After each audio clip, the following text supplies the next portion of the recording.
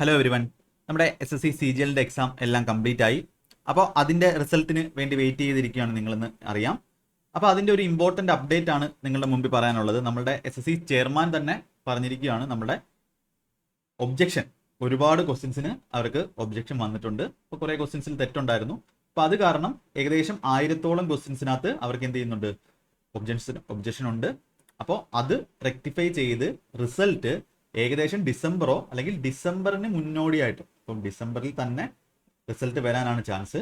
അപ്പോൾ 2025 CGL പ്രിലിംസിന്റെ result ഡിസംബറിൽ വന്നാൽ ജനുവരി അല്ലെങ്കിൽ ഫെബ്രുവരി ആയിരിക്കും നമ്മുടെ ടെൻറ്റേറ്റീവ് ആയിട്ടുള്ള മെയിൻസിന്റെ എക്സാം. ഇപ്പോൾ ഫെബ്രുവരി, നേരത്തെ നമ്മൾ ഡിസംബറിലായിരിക്കും നമ്മളുടെ മെയിൻസ് എന്നാണ് വിചാരിച്ചിരുന്നത്. പക്ഷേ അത് ഫെബ്രുവരി അല്ലെങ്കിൽ ജനുവരി ടു ഫെബ്രുവരി, ജനുവരി അവസാനം എന്ന് നമുക്ക് കരുതാം. അങ്ങനെയാണെങ്കിൽ നിങ്ങൾക്ക് ഇപ്പോൾ എത്ര സമയമുണ്ട്? നവംബർ, ഡിസംബർ, ജനുവരി, ഏകദേശം 3 മാസം അല്ലെങ്കിൽ 80 ഡേയ്സിന്റെ ടൈം നിങ്ങളുടെ കയ്യിൽ ഇനിയും ബാക്കിയുണ്ട്.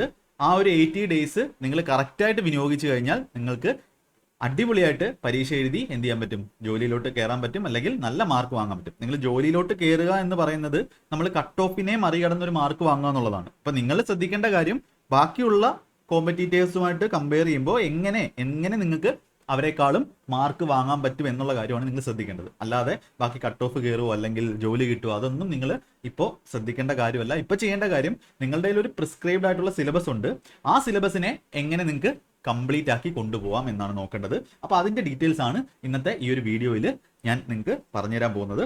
അപ്പോൾ ഇനിയുള്ള ഈ ഒരു 80 ദിവസം നിങ്ങൾ എന്ത് ചെയ്യണം എന്നാണ് പറയുന്നത്. ഓക്കെ, അപ്പോൾ റിസൾട്ട് വരാതെ നിങ്ങൾക്കൊന്നും പറയാൻ പറ്റില്ല. റിസൾട്ട് വരാതെ നിങ്ങൾക്ക് കയറുവോ കയറത്തില്ലയോ, കട്ട് ഓഫ് ക്ലിയർ ആവോ പ്രിലിംസിൻ്റെ എന്ന് അറിയാൻ പറ്റില്ല. അങ്ങനെ പറഞ്ഞിരിക്കുന്നവരാണെങ്കിൽ അവരോട് എനിക്കൊന്നേ പറയാനുള്ളൂ, നിങ്ങൾ അങ്ങനെ കളയുന്ന സമയം ബാക്കിയുള്ള കുട്ടികൾ എന്ത് ചെയ്യുന്നതാണ്, പഠിച്ച് സെറ്റാക്കുന്നതാണ്. ഇപ്പോൾ കഴിഞ്ഞ പ്രാവശ്യമൊക്കെ കട്ട് ഓഫ് കയറത്തില്ല എന്ന് പറഞ്ഞിട്ട് അങ്ങനെ ഇരുന്നിട്ട് ഈ റിസൾട്ട് വന്നു കഴിഞ്ഞാൽ നമുക്ക് 1-2 മാസം, 2 മാസം ഒന്നും കിട്ടത്തില്ല, 1 മാസം 1.5 മാസം അത്രയും കഷ്ടി കിട്ടത്തുള്ളൂ.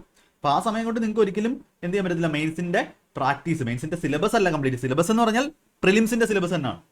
പക്ഷേ പ്രാക്ടീസ് നിങ്ങൾക്ക് എന്ത് ചെയ്യാൻ പറ്റത്തില്ല. ആ ഒരു സമയം കൊണ്ടുള്ള പ്രാക്ടീസ് കൊണ്ട് നിങ്ങൾക്ക് ഈ ഒരു എക്സാം ക്ലിയർ ചെയ്യാൻ പറ്റത്തില്ല. അതുകൊണ്ടാണ് തുടക്കം മുതൽ തന്നെ നമ്മുടെ എക്സാം കഴിയുമ്പോൾ തന്നെ, പ്രിലിംസ് കഴിയുമ്പോൾ തന്നെ നിങ്ങൾ അത്യാവശ്യം എഴുതിയിട്ടുണ്ട് എന്നുണ്ടെങ്കിൽ, അല്ലെങ്കിൽ നിങ്ങൾക്ക് CGL തന്നെ സ്റ്റിക്ക് ഓൺ ചെയ്ത് ഒരു ജോലി മേടിക്കാനാണ് ആഗ്രഹം എന്നുണ്ടെങ്കിൽ നിങ്ങൾ എന്ത് ചെയ്യാൻ പറയുന്നത്, ആ സമയം തന്നെ പഠിച്ചു തുടങ്ങാൻ പറയുന്നത്. ഓക്കെ, ഇപ്പോൾ ഒരു 6 മാസത്തേക്ക് പ്രിപ്പറേഷൻ ഉള്ളവരാണെങ്കിൽ അങ്ങനെ പഠിച്ചു തുടങ്ങാൻ പറയുന്നതിന് കാരണം എന്താണ്, ഈ പ്രാക്ടീസ് ചെയ്യാൻ വേണ്ടിയാണ്.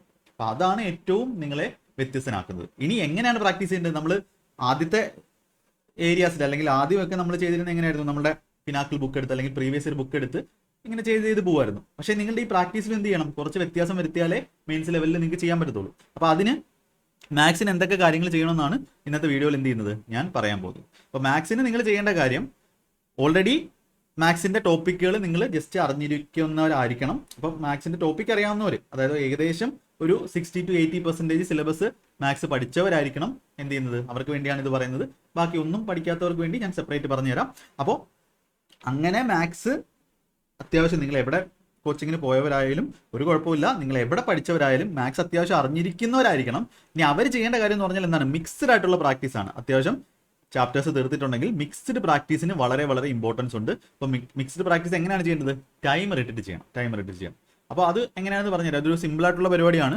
നിങ്ങൾ എന്ത് ചെയ്യുക, ഒരു ദിവസം ഇപ്പോൾ Day 1 നിങ്ങൾ സ്റ്റാർട്ട് ചെയ്യുകയാണ്. അപ്പോൾ ഇത് നിങ്ങളൊന്ന് നോക്കുക, നിങ്ങൾ ചെയ്ത് നോക്കുക, ഒരുപാട് നിങ്ങൾ എന്ത് ചെയ്യും, ഹെൽപ്പ് ചെയ്യും. ഇപ്പോൾ Day 1 നിങ്ങളൊരു 5 ചാപ്റ്റർ എടുക്കുക. അപ്പോൾ ആദ്യത്തെ നമ്മൾ പെർസെൻറ്റേജ് എടുത്തു, അതുപോലെ റേഷ്യോ, SICI, അതുപോലെ പ്രോഫിറ്റ് ആൻഡ് ലോസ്. അടുത്ത ഏതെങ്കിലും ഒരു ചാപ്റ്റർ ആവറേജ് കൂടെ എടുത്തു.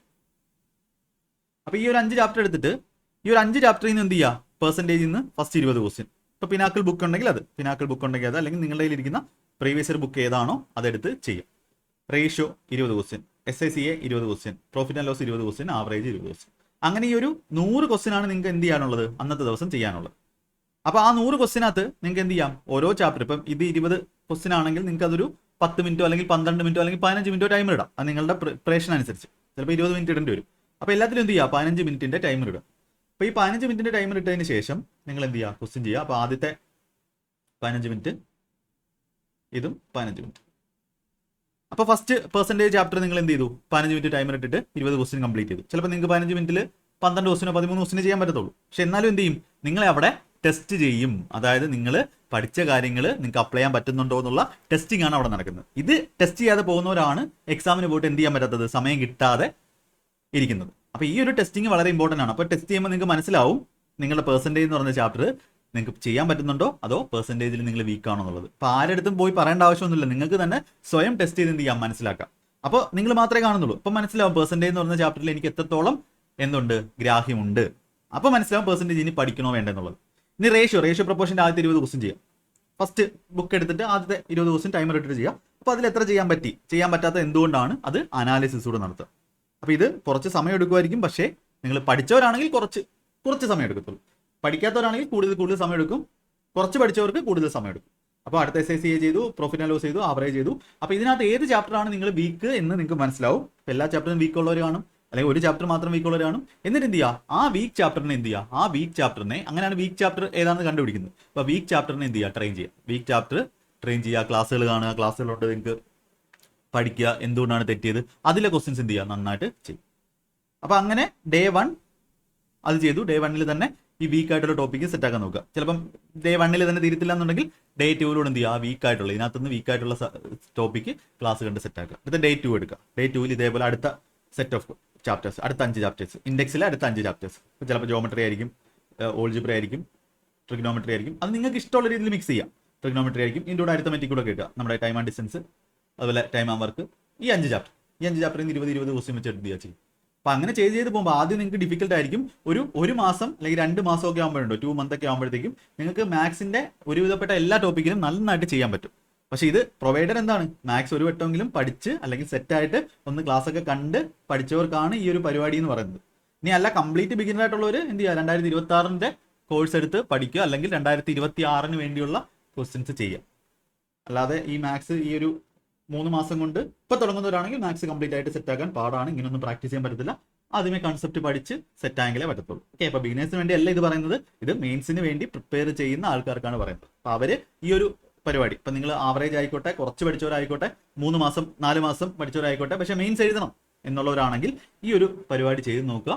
അപ്പോൾ അത് നിങ്ങൾ ഒരുപാട് എന്ത് ചെയ്യും, ഹെൽപ്പ് ചെയ്യും. നിങ്ങളുടെ വീക്ക് ചാപ്റ്റേഴ്സ് ഏതാണ്, സ്ട്രോങ് ചാപ്റ്റേഴ്സ് ഏതാണ്, ഇപ്പോൾ വീക്ക് ചാപ്റ്റേഴ്സ് എങ്ങനെ കൂടുതൽ പഠിക്കണം. ഇപ്പോൾ ക്വസ്റ്റ്യൻസ് നമ്മൾ ചെയ്ത് നോക്കുമ്പോഴാണ്, ഇപ്പോൾ ഒരു ചാപ്റ്റർ നമ്മൾ ക്വസ്റ്റ്യൻ ചെയ്യാതെ വെറുതെ പഠിക്കുവാണെങ്കിൽ അതിൽ നിന്ന് എന്താ ക്വസ്റ്റ്യൻ വരുന്നത്, എന്താണ് സ്റ്റാൻഡേർഡ് ക്വസ്റ്റ്യൻസ് ഒന്നും അറിയാൻ പറ്റത്തില്ല. ഇപ്പോൾ എഡ്യൂക്കേറ്റീവ് പാറ്റേൺ ആണ്, അതുകൊണ്ട് പിനാക്കിൾ ചെയ്യണമെന്നൊക്കെ ചോദിക്കുന്നവരോട് പറയാനുള്ളത്, നിങ്ങൾ എന്ത് ചെയ്യുക, ഈ ഒരു ക്വസ്റ്റ്യൻസ് സ്റ്റാൻഡേർഡ് ആണ്. ഈ സ്റ്റാൻഡേർഡ് ക്വസ്റ്റ്യൻസ് മസ്റ്റ് ആയിട്ട് നിങ്ങൾ ചെയ്തിരിക്കണം. ഒരു ടോപ്പിക്കിനെ ബേസ് ചെയ്തുള്ള സ്റ്റാൻഡേർഡ് ആയിട്ടുള്ള ക്വസ്റ്റ്യൻസ് ആണ് എക്സാമിന് അവർ ചോദിച്ചിട്ടുള്ളത്. അപ്പോൾ അത് നിങ്ങൾ ആദ്യം ചെയ്തതിന് ശേഷം എന്ത് ചെയ്യണം, പിന്നെ നിങ്ങൾക്ക് എഡ്യൂക്കേറ്റീവ് പാറ്റേണിലുള്ള പുതിയ മോക്കുകൾ, ഒലി ബോർഡിൻ്റെ ലൈവ് മോക്ക് ചെയ്യാം. അതുപോലെ ടെക്സ്റ്റ് ബുക്കിലുള്ള ഒരു എഡ്യൂക്കേറ്റീവ് പാറ്റേൺ എന്ന് പറഞ്ഞ് വരുന്ന പുതിയ മെയിൻസിന് വേണ്ടിയുള്ള മോക്കുകൾ ചെയ്യാം. അതൊക്കെ പിന്നത്തെ കാര്യമാണ്. ആദ്യം നിങ്ങൾ ഈ ഒരു സാധനം എന്ത് ചെയ്യണം, സെറ്റ് ആക്കണം. ഇപ്പോൾ മാത്സിനെ ഏറ്റവും നിങ്ങളെ സെറ്റ് ആക്കാൻ പോകുന്ന അല്ലെങ്കിൽ പ്രാക്ടീസ് ചെയ്യുന്നത് ഈ ഒരു മിക്സ്ഡ് പ്രാക്ടീസ് ആണ്. അപ്പോൾ അതിനുവേണ്ടി ക്ലാസ് ഉണ്ടെന്ന് വെച്ച് കഴിഞ്ഞാൽ നിങ്ങൾ ഒരിക്കലും ഈ ഒരു ടോപ്പിക് വൈസുള്ള ക്ലാസ്സുകൾ ഓവറായിട്ട് കൺസെപ്റ്റ് പറയുന്ന ക്ലാസ്സുകൾ എടുത്ത് കണ്ടിട്ട് കാര്യമൊന്നുമില്ല. പ്രാക്ടീസ് ക്ലാസ് ഉണ്ടെങ്കിൽ എടുത്തോ. പ്രാക്ടീസ് ക്വസ്റ്റ്യൻസ് എടുക്കുന്നു, പ്രാക്ടീസ് ചെയ്യുന്നു, ക്വസ്റ്റ്യൻസ് എടുക്കുന്നു, പ്രാക്ടീസ് ചെയ്യുന്നു. അതുപോലെ നമ്മുടെ ചാനലിൽ, നമ്മുടെ ദിശ ആപ്ലിക്കേഷനിൽ മിക്സ്ഡ് ക്വസ്റ്റ്യൻസിന്റെ എന്തായിരിക്കും, പ്രാക്ടീസ് ആയിരിക്കും ഉള്ളത്. അതായത് ഒരു ദിവസം ഇതേപോലെ 5 ടോപ്പിക് എടുത്തിട്ട് ആ ടോപ്പിക്കിൽ നിന്നുള്ള ഇമ്പോർട്ടൻ്റ് ആയിട്ടുള്ള ക്വസ്റ്റ്യൻസ് എടുത്തിട്ട് എന്ത് ചെയ്യും, മിക്സ്ഡ് ക്വസ്റ്റ്യൻസിന്റെ ക്ലാസ് ആയിരിക്കും എന്ത് ചെയ്യുന്നത്, ഇതിലെ മെയിൻസ് ബാച്ചിൽ സ്റ്റാർട്ട് ചെയ്യുന്നത്. അപ്പോൾ അങ്ങനെ മിക്സ്ഡ് ആയിട്ട് പഠിക്കണം എന്നുള്ളവർക്ക് അവിടെ വന്ന് എന്ത് ചെയ്യാം, എക്സാം മെത്തേഡിലും നമ്മുടെ കൺസെപ്റ്റ് ഓറിയന്റഡ് ആയിട്ടും എന്ത് ചെയ്യാം, അത് പഠിക്കാം. അതായിരിക്കും ഈ ഒരു സമയത്ത് ഏറ്റവും ബെസ്റ്റ് എന്ന് പറയുന്നത്. പിന്നെ ഡെയിലിയുള്ള കാൽക്കുലേഷൻ്റെ എക്സസൈസ് നിങ്ങൾ മുടക്കരുത്. കാര്യം എന്ന് പറഞ്ഞാൽ ആ കാൽക്കുലേഷൻ എക്സസൈസ് നിങ്ങൾ എന്ത് ചെയ്യും, ബാക്കിയുള്ളവരെക്കാളും സ്പീഡ് നിങ്ങൾക്ക് ഇമ്പ്രൂവ് ആക്കും. ഈ ഒരു ടൈമറൊക്കെ ഇട്ട് ചെയ്യുന്ന സമയത്ത് അത് നിങ്ങളെ ഒരുപാട് ഹെൽപ്പ് ചെയ്യും. പിന്നെ ട്രിക്കുകളും കാര്യങ്ങളും ഒക്കെ എല്ലാം ഈ ചാനലിൽ പറഞ്ഞിട്ടുണ്ട്. അല്ലെങ്കിൽ ഈ ക്വസ്റ്റ്യൻസ് ചെയ്യുമ്പോൾ ഞാൻ കാണിച്ചു തരാം. മിക്സ്ഡ് ക്വസ്റ്റ്യൻസിൻ്റെ പ്രാക്ടീസ് ഞാൻ കാണിച്ചു തരാം എങ്ങനെയാണ് ട്രിക്കൊക്കെ വെച്ച് ചെയ്യുന്നതെന്ന്. പിന്നെ ഉള്ള കാര്യം, നിങ്ങളുടെ കാൽക്കുലേഷൻ എക്സസൈസ് നിങ്ങളുടെ റീസണിങ്ങിനെ എന്ത് ചെയ്യും, ഒരുപാട് ഹെൽപ്പ് ചെയ്യും. റീസണിങ്ങിന് ഒരുപാട് സ്പീഡ് നിങ്ങൾക്ക് കൊണ്ടുവരും. അത് മെയിൻ കാര്യം എന്ന് പറഞ്ഞാൽ മെയിൻസിന് മാത്സ് മാത്രമല്ല സെക്ഷൻ, അതായത് 60 മിനിറ്റിൽ 60 ക്വസ്റ്റ്യൻ ഏതൊക്കെയാണ്, നമ്മുടെ മാത്സും റീസണിങ്ങും ചെയ്യണം. അപ്പൊ ഇത് നന്നായിട്ട് സെറ്റ് ആക്കിയെങ്കിലേ പറ്റത്തുള്ളൂ. അപ്പൊ നിങ്ങൾ ഈ ഒരു പ്രാക്ടീസ് ഉണ്ടല്ലോ, ഈ ഒരു മിക്സ്ഡ് ടൈമറിന്റെ പ്രാക്ടീസ്, അതൊരു 1 മാസം അല്ലെങ്കിൽ 2 മാസം, ഒരു 2 റൗണ്ട് നിങ്ങൾ കഴിഞ്ഞു, അല്ലെങ്കിൽ ഒരു ചാപ്റ്ററിന്റെ ക്വസ്റ്റ്യൻ ഒരു 100 എണ്ണമെങ്കിലും നിങ്ങൾ കഴിഞ്ഞു എന്നുണ്ടെങ്കിൽ എന്ത് ചെയ്യണം, നിങ്ങൾ സെക്ഷണൽ ടെസ്റ്റുകൾ ചെയ്യണം. സെക്ഷണൽ ടെസ്റ്റ് എന്ന് പറഞ്ഞാൽ എന്താ, 60 മിനിറ്റിൽ മാത്സും റീസണിങ്ങും ചെയ്യുന്ന ആ ഒരു സെക്ഷണൽ ടെസ്റ്റ് ഉണ്ടല്ലോ, ആ ടെക്സ്റ്റ് ബുക്കിലൊക്കെ ഉണ്ട്, അതെടുത്ത് ചെയ്യണം. ഈ 60 മിനിറ്റിൽ നിങ്ങൾക്ക് റീസണിങ്ങും മാത്സും ചെയ്യാൻ പറ്റുമോ എന്നുള്ളത് വളരെ വളരെ ഇമ്പോർട്ടൻ്റ് ആണ്. അതിൽ ഏറ്റവും കൂടുതൽ മാർക്ക് വാങ്ങുന്നവൻ ആരാണോ അവനാണ് നല്ല പോസ്റ്റ് കിട്ടുന്നത്. മാത്സിലും റീസണിങ്ങിലും അത് വളരെ വളരെ എന്ത് ചെയ്യും, നിങ്ങളെ സ്വാധീനിക്കുന്ന സാധനമാണ്. അപ്പം അതുകൊണ്ട് നിങ്ങളുടെ പരിപാടി എന്ന് പറഞ്ഞാൽ എന്തായിരിക്കണം, ഈ ഒരു കാര്യം നിങ്ങൾ കണ്ടിന്യൂ ചെയ്ത് പോവുക. അതുപോലെ സെക്ഷനിലായിട്ടുള്ള ഈ ടെസ്റ്റ് അത് കഴിഞ്ഞിട്ട് ചെയ്യും. ഇനി അങ്ങനെയല്ല ചെയ്യുന്നത് എന്നുണ്ടെങ്കിൽ ഷെഡ്യൂൾ അനുസരിച്ച് കറക്റ്റായിട്ട് പ്രാക്ടീസ് ഏറ്റവും കൂടുതൽ നിങ്ങൾക്ക് ഉണ്ടായിരിക്കണം. അപ്പോൾ നമ്മളുടെ ഈ ഒരു ക്ലാസ്സുകളിൽ നിന്ന് നിങ്ങൾക്ക് കിട്ടുന്നത്. അപ്പോൾ ഓൺലൈനായിട്ടുള്ള കോഴ്സിൽ അവൈലബിൾ ആയിട്ടുള്ളത് നമ്മളുടെ എന്താണ് CGL മെയിൻസിൻ്റെ മിക്സഡ് ആയിട്ടുള്ള പ്രാക്ടീസ് ആയിരിക്കും. അപ്പോൾ അതിൽ ഒരു കാര്യം ഉറപ്പ് തരാം, നിങ്ങൾക്ക് ഏറ്റവും ബെസ്റ്റായിട്ട് ഒരു ക്വസ്റ്റ്യൻ എങ്ങനെ വന്നു, ഇപ്പം ആദ്യമേ ജോമെട്രി വന്നു, പിന്നെ അരിത്തമെറ്റിക് വന്നു, പിന്നെ അഡ്വാൻസ് വന്നു, അങ്ങനെ മാറി മാറി വരുമ്പോൾ നിങ്ങളുടെ മൈൻഡ് സ്വിച്ച് ചെയ്യാനുള്ള ഒരു കഴിവുണ്ട്. അത് എങ്ങനെ വളർത്തിയെടുക്കാമെന്നും അല്ലെങ്കിൽ ആ ക്വസ്റ്റ്യൻസ് എങ്ങനെ കാണുമ്പോൾ എങ്ങനെ ചിന്തിക്കാമെന്നും നമുക്ക് എന്ത് ചെയ്യാം, ഈ ക്ലാസ്സിലൂടെ നിങ്ങൾക്ക് പറഞ്ഞു തരുന്നതായിരിക്കും. അത് മിക്സ്ഡ് ക്വസ്റ്റ്യൻസ് ആയിരിക്കും. അതായത് ഇങ്ങനെ ചാപ്റ്റർ വൈസ് ആയിരിക്കില്ല. ചാപ്റ്റർ വൈസ് എന്ത് ചെയ്യും, അതിൻ്റെ കൂടെ നിങ്ങൾക്ക് ചാപ്റ്റർ വൈസിൻ്റെ ക്ലാസ്സുകളും തരും. അപ്പോൾ മിക്സഡ് ആയിട്ട് ചെയ്യുന്ന സമയത്ത് ഏതെങ്കിലും ചാപ്റ്റർ അല്ലെങ്കിൽ വീക്ക് ചാപ്റ്റർ നിങ്ങൾ കണ്ടുപിടിക്കുകയാണെങ്കിൽ നിങ്ങൾക്ക് എന്ത് ചെയ്യാം, ആ ക്ലാസ്സുകളും കണ്ട് സെറ്റാക്കാം. ഓക്കെ, അപ്പോൾ അതിന് സ്റ്റേ ട്യൂൺ. ഓക്കെ, യെസ്, ഇത്രയേ ഉള്ളൂ.